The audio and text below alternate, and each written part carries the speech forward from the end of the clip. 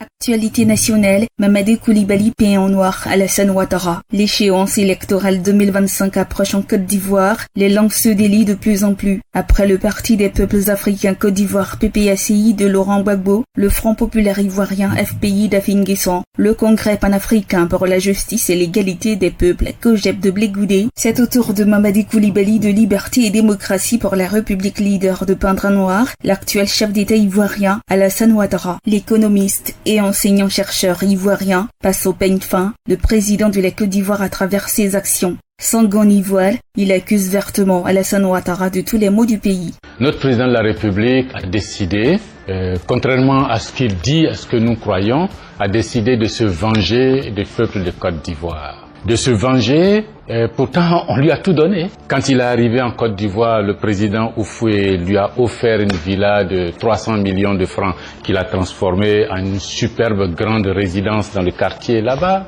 On lui a permis de rentrer plusieurs dizaines de tonnes de marchandises hors douane, hors taxes, pas de problème. On lui a donné la position de Premier ministre, il a fait tout ce qu'il a voulu pendant une période. Le président malade, il a gouverné ce pays.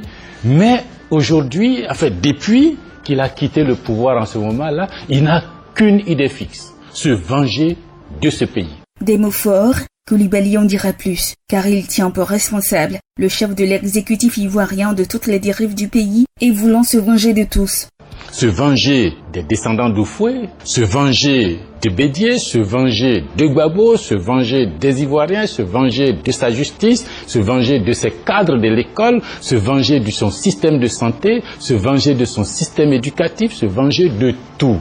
Et le travail qu'il fait méticuleusement, contrairement à ce qu'il dit, contrairement à ce que vous croyez, ce n'est pas pour préparer la Côte d'Ivoire au défi de demain, mais c'est pour saper complètement le moral des Ivoiriens, c'est pour déprogrammer institutionnellement, déprogrammer politiquement, déprogrammer économiquement ce pays-là et pour de longues années. Et comme ça ne suffisait pas, Mamadou Koulibaly critique même les réalisations du président Ouattara. Quand il fait des écoles, c'est pour faire passer les enfants avec des niveaux de connaissances en dessous, 3 à 4 points en dessous de la moyenne. Où est-ce que vous allez aller avec des cadres de ce genre-là dans un monde qui devient de plus en plus compétitif? Quand il fait un système de santé, c'est pour proclamer que c'est gratuit, mais à l'intérieur, il n'y a rien. On vous dit que le pain est gratuit, mais il n'y a pas de boulangerie. Alors à quoi ça sert cette gratuité si vous n'avez pas l'offre de santé à côté? Même l'avancement des militaires par le président de leader les voit d'un mauvais œil.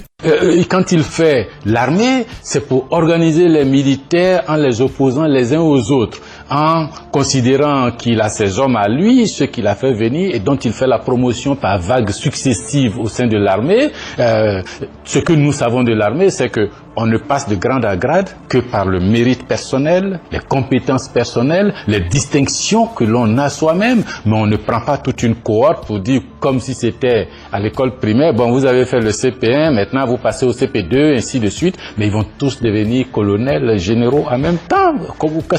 Où est-ce que vous voulez aller avec ça? Vous regardez la police, elle est utilisée pour brimer, pour faire chanter les partis politiques et avec une nouveauté, l'idée que tous les naturalisés en Côte d'Ivoire n'ont pas le droit de faire de politique ailleurs que dans le parti du président de la République. À travers cette diatribe, Mamadou Koulibaly fait passer le président ivoirien pour quelqu'un de foncièrement contre la Côte d'Ivoire et ses filles et fils. Il paraît que c'est le rôle de l'opposition dans le jeu démocratique, mais le peuple reste le seul souverain, est vrai et juge des actions politiques. Accra, Agence Presse Radio et Audio.